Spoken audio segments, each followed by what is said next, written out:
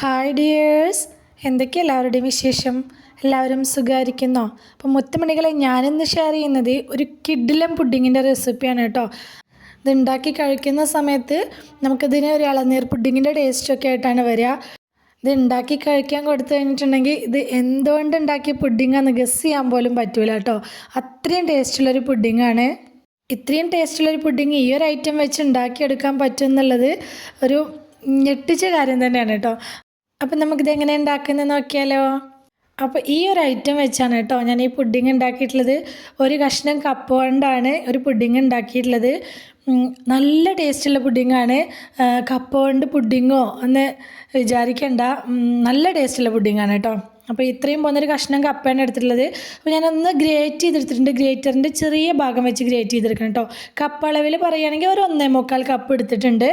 ഞാനിത് നമുക്ക് നല്ലപോലെ ഒന്ന് കഴുകിയെടുക്കണം. അതിൻ്റെ ആ നല്ല സ്റ്റാർച്ചൊക്കെ ഇല്ലേ, അതൊക്കെ ഒന്ന് പോയി കിട്ടാനും വേണ്ടിയിട്ടാണ് നല്ലപോലെ ഒന്ന് വെള്ളത്തിലിട്ട് കഴുകി പിഴിഞ്ഞെടുക്കണേ. അപ്പോൾ ഈ ഒരു സ്റ്റെപ്പ് സ്കിപ്പ് ചെയ്യരുത് കേട്ടോ. ഇതെന്തായാലും ഇതുപോലെ ഒന്ന് കഴുകിയെടുക്കുക തന്നെ വേണം. അതിൻ്റെ നല്ലോണമുള്ള സ്റ്റാർച്ചൊക്കെ ഒന്ന് പോയി കിട്ടണം എന്തായാലും.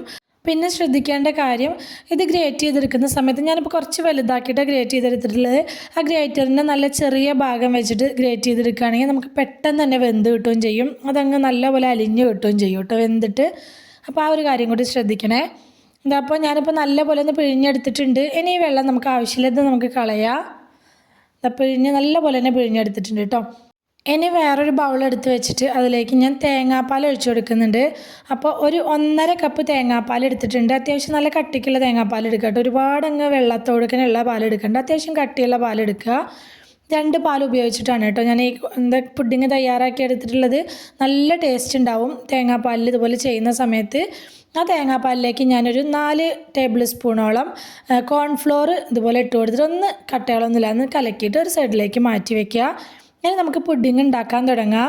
പുഡിങ് ഉണ്ടാക്കാനായിട്ട് ഞാനിപ്പോൾ ഒരു പാത്രം വെച്ച് കൊടുത്തിട്ടുണ്ട്. അതിലേക്ക് പശുവിൻ പാൽ ഒഴിച്ചു കൊടുത്തിട്ടുണ്ട്. 2 കപ്പ് പശുവിൻ പാലാണ് ഒഴിച്ചു കൊടുത്തിട്ടുള്ളത്. എന്നിട്ട് ഈ പാലൊന്ന് ഇളക്കി കൊടുത്തിട്ട് നമുക്കൊന്ന് ചൂടാക്കി എടുക്കണം. ഇളക്കി കൊടുക്കണം കേട്ടോ, ഇല്ലെങ്കിൽ പാലിങ്ങനെ അടിയിൽ പിടിച്ച് കരിഞ്ഞു പോവും. അപ്പോൾ അതൊന്ന് ശ്രദ്ധിക്കണേ. അപ്പോൾ നല്ലപോലെ ഒന്ന് ചൂടായി വന്നാൽ മതി, തിളയ്ക്കണ്ട. നല്ലപോലെ ഒന്ന് ചൂടായി വരുന്ന സമയത്ത് നമുക്കിതിലേക്ക് നമ്മൾ ഗ്രേറ്റ് ചെയ്ത് കഴുകി എടുത്ത് വെച്ചിട്ടുള്ള കപ്പ ഇതിലേക്ക് ചേർത്ത് കൊടുക്കുക. അപ്പോൾ പാലൊക്കെ നല്ലപോലെ ഒന്ന് ചൂടായി വന്നിട്ടുണ്ട്. ഈ സമയത്ത് കപ്പ ചേർത്ത് കൊടുത്തിട്ടുണ്ട്. ഇനി ഇത് നല്ലപോലെ ഒന്ന് നമുക്ക് വേവിച്ച് ഒന്ന് കുറുക്കിയെടുക്കണം കേട്ടോ. അത്യാവശ്യം നന്നായിട്ടൊന്ന് കുറുകി വരണം. കാരണം എന്താണെന്ന് വെച്ചാൽ സാധാരണ കപ്പ പുഡിങ് ഉണ്ടാക്കുന്ന സമയത്ത് ജലാറ്റിനോ ചൈന ഗ്രാസോ ഒക്കെ ചേർത്തിട്ട് കട്ട് ചെയ്ത് കഴിക്കാനും പാകത്തിനാണ് പുഡിങ് ഉണ്ടാക്കുക. പക്ഷേ എനിക്കെപ്പോഴും കട്ട് ചെയ്ത് കഴിക്കുന്നതിനേക്കാട്ടിലൊക്കെ പുഡിങ് കഴിക്കാൻ ഇഷ്ടം കുറച്ച് ക്രീമി ആയിട്ട് കഴിക്കാനാണ് കേട്ടോ ഇഷ്ടം. അതുകൊണ്ടാണ് ഞാൻ ഈ ഒരു രീതി കാണിച്ചു തരുന്നത്. പിന്നെ ഞാനതിലേക്ക് ഒരു ടേബിൾ സ്പൂൺ വാനില എസൻസും അതുപോലെ തന്നെ ഒരു 3 ടേബിൾ സ്പൂണോളം പാൽപ്പൊടിയും കൂടി ചേർത്ത് കൊടുത്തിട്ടുണ്ട്. പാൽപ്പൊടിയൊക്കെ പുഡിങ്ങിലേക്ക് ചേർത്ത് കൊടുക്കുന്ന സമയത്ത് നല്ലൊരു ടേസ്റ്റാണ് കേട്ടോ. അപ്പോൾ പാൽപ്പൊടിയൊക്കെ കയ്യിലുള്ളവർ സ്കിപ്പ് ചെയ്യാതെ ചേർത്ത് കൊടുക്കുക. ഉള്ളതിനനുസരിച്ച് ചേർത്ത് കൊടുത്താൽ മതി. 3 ടേബിൾ സ്പൂൺ തന്നെ ചേർക്കണമെന്നൊന്നുമില്ല. അപ്പോൾ പിന്നെ ഏറ്റവും ചിലവ് കുറഞ്ഞ രീതിയിൽ ഏറ്റവും സിമ്പിളായിട്ട് എല്ലാവർക്കും ചെയ്തെടുക്കാൻ പറ്റുന്നൊരു രീതിയാണ് കേട്ടോ ഞാനിപ്പോൾ കാണിച്ചു തരുന്നത്. ജലാറ്റിനും ചൈന ഗ്രാസും ഒന്നും എപ്പോഴും എല്ലാവരുടെ കയ്യിൽ ഉണ്ടായിക്കൊള്ളണമെന്നും കൂടിയില്ല. ആ ഒരു കാരണം കൂടി ഉണ്ട് ഞാൻ ഈ ഒരു രീതിയിൽ പുഡിങ് തയ്യാറാക്കിയെടുക്കാൻ. ഇതിന് മുന്നേ ഞാൻ ജലാറ്റിനോ ചൈന ഗ്രാസൊക്കെ വെച്ച് ഈ പുഡിങ് ചെയ്തിട്ടുണ്ട് കേട്ടോ. അപ്പോൾ എനിക്ക് അതിനെ കട്ട് ചെയ്തിട്ട് ഇങ്ങനെ കഴിക്കുന്നതിനെക്കാട്ടിലൊക്കെ എനിക്ക് എപ്പോഴും പുഡിങ് ഞാൻ പറഞ്ഞ പോലെ എനിക്ക് ആ ക്രീമി ടെക്സ്ചറിൽ കിട്ടുന്ന ആ പുഡിങ് കഴിക്കാനാണ് കൂടുതൽ ഇഷ്ടം.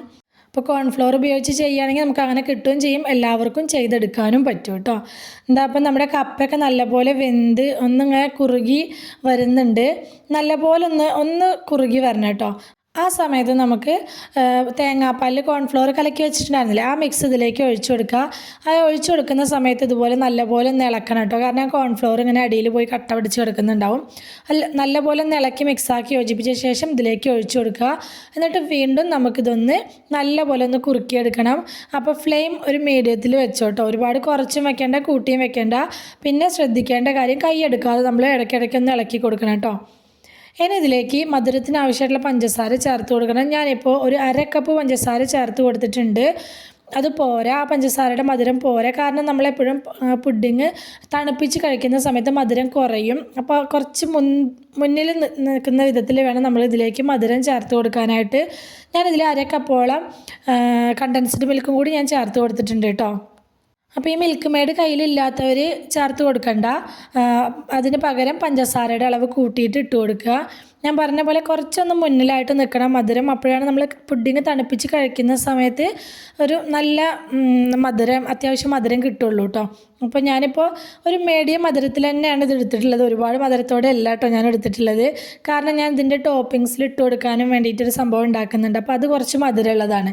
അതുകൊണ്ട് ഞാൻ ഇതിൽ ഓവറായിട്ടുള്ള മധുരം ചേർത്തിട്ടില്ല. അപ്പോൾ നമ്മുടെ കപ്പ പുഡിങ് റെഡി ആയിട്ടുണ്ട് കേട്ടോ. നല്ലപോലെ തിളച്ച് വറ്റിയിട്ടുണ്ട്. നമ്മുടെ കപ്പയൊക്കെ അതിൻ്റെ വെന്ത് ചേർന്നിട്ടുണ്ട് കേട്ടോ അതിലേക്ക്. ആ സമയത്ത് നമുക്ക് ഫ്ലെയിം ഓഫ് ചെയ്തിട്ട് ഏതെങ്കിലും ഒരു പാത്രത്തിലേക്ക് സെറ്റ് ചെയ്യാം. ഞാനിപ്പോൾ ഒരു പുഡിംഗ് ബൗൾ എടുത്തെന്നുള്ളൂ. നിങ്ങളുടെ കയ്യിൽ പുഡിംഗ് സെറ്റ് ചെയ്യാൻ പറ്റിയ ഏതെങ്കിലും ഒരു പാത്രം എടുക്കുക, അതിലേക്ക് ഒഴിച്ചു കൊടുക്കുക. ഇനി ഇത് നല്ല പോലെ ഒന്ന് തണുപ്പിച്ചെടുക്കണം. ചൂടാറിയ ശേഷം ഫ്രിഡ്ജിൽ വെക്കുക കേട്ടോ, ഫ്രീസറിലല്ല ഫ്രിഡ്ജിൽ. ഇനി നമുക്ക് പുഡിങ്ങിൻ്റെ മുകളിൽ സെർവ് ചെയ്യുന്ന സമയത്ത് ഇട്ട് കൊടുക്കാനായിട്ട് സംഭവം ഉണ്ടാക്കിയെടുക്കുക. അതിനായിട്ട് ഞാനിപ്പോൾ ഒരു ചെറിയ ബൗളിൽ ഒരു ബൗൾ തേങ്ങ എടുത്തിട്ടുണ്ട്. ഇനി അതിൻ്റെ വെള്ളം ഒന്ന് നല്ലപോലെ വറ്റിച്ചെടുക്കണം കേട്ടോ. നല്ലപോലെ വെള്ളം ഒന്ന് വലിഞ്ഞ് വരുന്ന സമയത്ത് നമുക്ക് ഇഷ്ടമുള്ള നട്ട്സൊക്കെ ഇതിലേക്ക് ചേർത്ത് കൊടുക്കുക. ഞാനിപ്പോൾ ഒരു 2 ടേബിൾ സ്പൂൺ ബദാം കട്ട് ചെയ്തതും അതുപോലെ തന്നെ 2 ടേബിൾ സ്പൂൺ കാഷ്യൂ കട്ട് ചെയ്തതും കൂടി ചേർത്ത് കൊടുത്തിട്ടുണ്ട്. ഇനി ഇത് നല്ലപോലെ ഒന്ന് ചൂടാക്കി എടുക്കണം. ഈ തേങ്ങയൊക്കെ അവിടെ അങ്ങനെ ചെറിയ ചുവപ്പ് കളർ വരുന്ന സമയത്ത് നമുക്കിതിലേക്ക് മധുരത്തിന് ആവശ്യമായിട്ടുള്ള പഞ്ചസാര ചേർത്ത് കൊടുക്കുക. ഞാനിപ്പോൾ ഒരു 2.5 ടേബിൾ സ്പൂൺ പഞ്ചസാര ചേർത്ത് കൊടുത്തിട്ടുണ്ട്. ഇനി ഇത് നന്നായിട്ടൊന്ന് ഇളക്കി ഇതുപോലെ കളറായി വരുന്ന സമയം വരെ, അതായത് പഞ്ചസാര മെൽറ്റായി വരുമ്പോൾ ഈ ഒരു കളറായി വരും. കുറച്ച് സമയം കഴിയുമ്പോൾ ഇങ്ങനെ നല്ലൊരു കളറായി വരുന്ന സമയത്ത് നമുക്ക് ഫ്ലെയിം നല്ലപോലെ കുറച്ച് വെക്കണം കേട്ടോ. ഫ്ലെയിം കൂട്ടി വെക്കരുത്. ഫ്ലെയിം അങ്ങ് ഓഫാക്കി കൊടുക്കുക. ഇതുപോലെ ആകുമ്പോൾ ഫ്ലെയിം അങ്ങ് ഓഫാക്കി കൊടുക്കുക. ഇനി അത് ചൂടാറാനായിട്ട് വെക്കണം. ചൂടാറി കഴിയുമ്പോൾ ഇത് നല്ല ക്രിസ്പി ആയിട്ടാണ് ഉണ്ടാവുക. നമുക്കിതൊരു മിക്സിയുടെ ജാറിലേക്ക് മാറ്റി കൊടുക്കുക. അതുകൊണ്ട് ഞാനിതൊന്ന് പൊടിച്ചെടുക്കുന്നുണ്ട്. ഇതിങ്ങനെ വേണമെങ്കിലും ഇട്ട് കൊടുക്കുക കേട്ടോ. പക്ഷെ ഞാനിതൊന്ന് ജസ്റ്റ് പൊടിച്ചെടുക്കുന്നുണ്ട്. ഇതപ്പോൾ നന്നായിട്ട് തന്നെ ഒന്ന് പൊടിച്ചെടുത്തുകൊണ്ട് വന്നിട്ടുണ്ട്. ഇത് നമുക്ക് വേറെയും പുഡിങ്സിനൊക്കെ മുകളിൽ ഇങ്ങനെ ടോപ്പിങ്സ് ആയിട്ട് ഇട്ട് കൊടുത്തിട്ട് കഴിക്കാം കേട്ടോ. നല്ല ടേസ്റ്റാണ് ഈ സംഭവം കേട്ടോ. നട്ട്സും തേങ്ങയൊക്കെ ആയിട്ടുള്ളതല്ലേ, മധുരമൊക്കെ ചേർത്തുകൊണ്ട് തന്നെ നല്ല ടേസ്റ്റാണ് ഇത് കഴിക്കാനായിട്ട്. ഇതപ്പോൾ നമ്മുടെ പുഡിങ്ങൊക്കെ ഞാൻ ഫ്രിഡ്ജിൽ നിന്ന് എടുത്ത് മാറ്റിയിട്ടുണ്ട്. ഓവർനൈറ്റ് വെച്ചിട്ടുണ്ടായിരുന്നു കേട്ടോ. ഫ്രിഡ്ജിൽ നല്ലോണം തണുത്തിട്ടുണ്ട്. ഈ സമയത്ത് ഞാൻ പൊടിച്ച് വെച്ചിട്ടുണ്ടായിരുന്നത് ഇതിൻ്റെ മുകളിലേക്ക് ഇട്ട് കൊടുക്കുന്നുണ്ട്. ഞാനിപ്പോൾ വീഡിയോ എടുക്കാനും ഫോട്ടോ എടുക്കാനുള്ളൊരു ഭംഗിക്കും വേണ്ടിയിട്ട് ഈ സമയത്ത് ഇട്ട് കൊടുത്തതാണ്. സത്യം പറഞ്ഞാൽ ഈ സമയത്ത് ഇട്ട് കൊടുത്തിട്ടുണ്ടെങ്കിൽ ഇതിൻ്റെ ആ ക്രിസ്പ്നെസ് നഷ്ടപ്പെടും കേട്ടോ. അപ്പോൾ നമ്മളിത് സെർവ് ചെയ്യുന്ന സമയത്ത് ബൗളിലേക്ക് എടുത്തിട്ട് പുഡിങ് ബൗളിലേക്ക് എടുത്ത ശേഷം അതിൻ്റെ മുകളിൽ ഇത് ഇട്ട് കൊടുത്തിട്ട് അങ്ങനെ സെർവ് ചെയ്താൽ മതി. അപ്പോൾ നല്ല ക്രിസ്പി ആയിട്ട് തന്നെ ഉണ്ടാവും.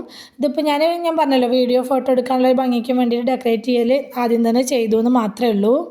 വീട്ടിലുള്ള സാധനങ്ങളൊക്കെ വെച്ച് വളരെ ചിലവ് കുറഞ്ഞ രീതിയിൽ പെട്ടെന്ന് ഈസി ആയിട്ട് തയ്യാറാക്കി എടുക്കാൻ പറ്റിയിട്ടുള്ള ഒരു പുഡിങ്ങിൻ്റെ റെസിപ്പിയാണിത്. ഒരു രക്ഷയില്ലാത്ത ടേസ്റ്റാണ് കേട്ടോ. വെറുതെ പറയല്ല, ഇത് ഒരു തവണയെങ്കിലും ഉണ്ടാക്കി കഴിച്ചവർക്ക് അറിയാൻ പറ്റും ഇതിൻ്റെ ഒരു ടേസ്റ്റ്. ഞാനിതിൽ കുറച്ച് തേങ്ങാപ്പാലും കൂടി ചേർത്താണ് ഉണ്ടാക്കിയിട്ടുള്ളത്. നല്ല ടേസ്റ്റുള്ള പുഡിങ്ങാണ്. ഉറപ്പ് പറയാണ് നിങ്ങൾക്ക് ഇഷ്ടമാവും. നിങ്ങൾക്ക് പാർട്ടികളിലൊക്കെ സ്റ്റാർ ആവാൻ പറ്റിയിട്ടുള്ളൊരു പുഡിങ് തന്നെയാണ് ഇത്. എന്തുകൊണ്ട് ഉണ്ടാക്കിയ പുഡിങ്ങാന്ന് അവരോട് ചോദിച്ചു കഴിഞ്ഞാൽ അവർക്കത് ഗസ് ചെയ്യാൻ കഴിയില്ല. അത് കഴിക്കുന്ന സമയത്ത് കപ്പ കൊണ്ട് ഉണ്ടാക്കിയതെന്ന് പറഞ്ഞാൽ ശരിക്കും അവർ ഞെട്ടും. കാരണം ഞാനിത് ഉണ്ടാക്കി കഴിക്കാൻ കൊടുത്തതിൽ നിന്നൊക്കെ എനിക്ക് അങ്ങനെ ഒരു എക്സ്പീരിയൻസാണ് ഉണ്ടായിട്ടുള്ളത് കേട്ടോ. തീർച്ചയായിട്ടും എല്ലാവരും ഉണ്ടാക്കി നോക്കണേ. ഇത് കഴിക്കുന്ന സമയത്ത് ഞാൻ പറഞ്ഞല്ലോ, ഒരു ടെൻഡർ കോക്കനട്ട് പുഡിങ്, ഇളനീർ പുഡിങ്ങിൻ്റെ ഒക്കെ ഒരു ടേസ്റ്റ് ഇതിന് കിട്ടുന്നുണ്ട്. നമ്മുടെ ചാനലിൽ ഞാൻ ഒരു ഇളനീർ പുഡിങ്ങിൻ്റെ കിഡിലെ റെസിപ്പി പോസ്റ്റ് ചെയ്തിട്ടുണ്ട് കേട്ടോ. അപ്പോൾ അതിൻ്റെ ലിങ്ക് ഞാൻ ഡിസ്ക്രിപ്ഷൻ ബോക്സിൽ കൊടുക്കുക. താല്പര്യമുള്ളവർ അതൊന്ന് കയറി നോക്കിക്കോട്ടോ. സബ്സ്ക്രൈബ് ചെയ്യാതെ കാണുന്ന നമ്മുടെ പുതിയ കൂട്ടുകാർ ആരെങ്കിലും വീഡിയോ കാണുന്നവരുണ്ടെങ്കിൽ പ്ലീസ് ഒന്ന് സബ്സ്ക്രൈബ് ചെയ്ത് സപ്പോർട്ട് ചെയ്യണേ. കൂടെയുള്ള ബെൽ ബട്ടണും കൂടി ഒന്ന് ക്ലിക്ക് ചെയ്ത് വെക്കുകയാണെങ്കിൽ ഞാനിടുന്ന പുതിയ വീഡിയോസിൻ്റെ ഒക്കെ നോട്ടിഫിക്കേഷൻ നിങ്ങൾക്ക് കിട്ടുന്നതായിരിക്കും കേട്ടോ. അപ്പോൾ ഇന്നത്തെ നമ്മുടെ റെസിപ്പി എല്ലാവർക്കും ഇഷ്ടമായി എന്ന് വിചാരിക്കുകയാണ്. ഇഷ്ടമായിട്ടുണ്ടെങ്കിൽ എല്ലാവരും ഒന്ന് ലൈക്ക് ചെയ്ത് സപ്പോർട്ട് ചെയ്യണം കേട്ടോ, ഹൈപ്പ് ചെയ്യണം. അതുപോലെ തന്നെ റെസിപ്പി ഇഷ്ടമായിട്ടുണ്ടെങ്കിൽ എന്തായാലും നിങ്ങളുടെ ഫ്രണ്ട്സിനോ ഫാമിലിക്കൊക്കെ ഒന്ന് ഷെയർ ചെയ്ത് കൊടുക്കുക കൂടി വേണേ. ഇതുവരെ കൂടെ നിന്ന് സപ്പോർട്ട് ചെയ്തിട്ടുള്ള എൻ്റെ എല്ലാ മുത്തുമണികൾക്കും ഒരുപാട് നന്ദി. എന്നാൽ ശരി, സിമ്പിൾ ആൻഡ് ടേസ്റ്റി റെസിപ്പിയുമായി ഞാൻ വീണ്ടും വരാം.